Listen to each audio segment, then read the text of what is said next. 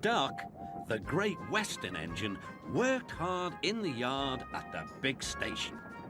Sometimes he pulled coaches. Sometimes he pushed trucks. But whatever the work, Duck got the job done without fuss.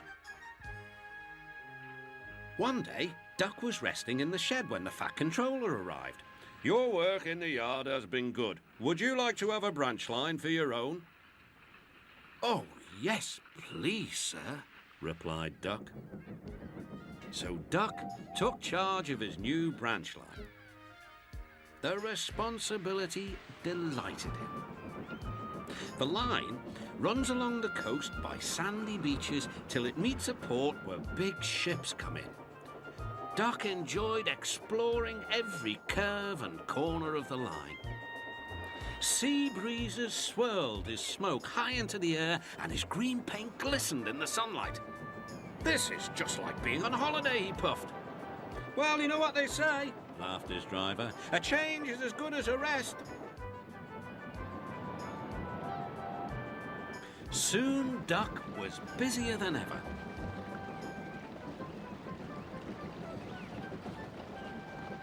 The Fat Controller was building a new station at the port, and Duck pushed the trucks wherever they were needed.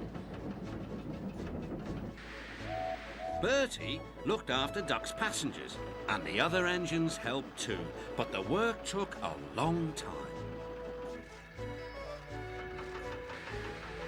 Noise and dust filled the air. "Don't worry," whistled Toby. "The station's nearly finished."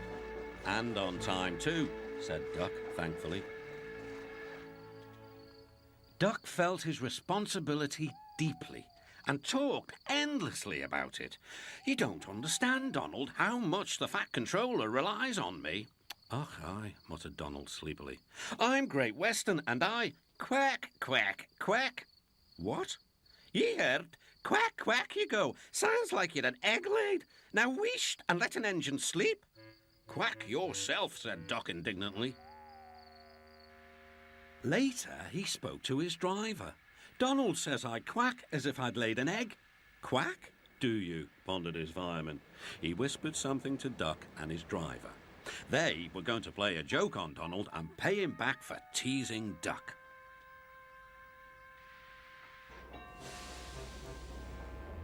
The engines were busy for the rest of the day and nothing more was said. Not even a quack.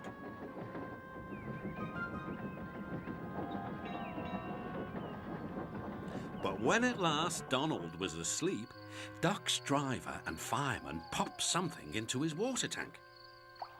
Next morning, when Donald stopped for water, he found that he had an unexpected passenger aboard. A small white duckling popped out of his water tank. "Who's behind this?" laughed Donald. The duckling was tame. She shared the fireman's sandwiches and rolled in the tender. The other engines enjoyed teasing Donald about her. Presently, she grew tired of travelling and hopped off at a station, and there she stayed. That night, Donald's driver and fireman got busy, and in the morning, when Duck's crew arrived, they laughed and laughed. "Look, Duck! Look what's under your bunker! It's a nest box with an egg in it!" Donald opened a sleepy eye. Will.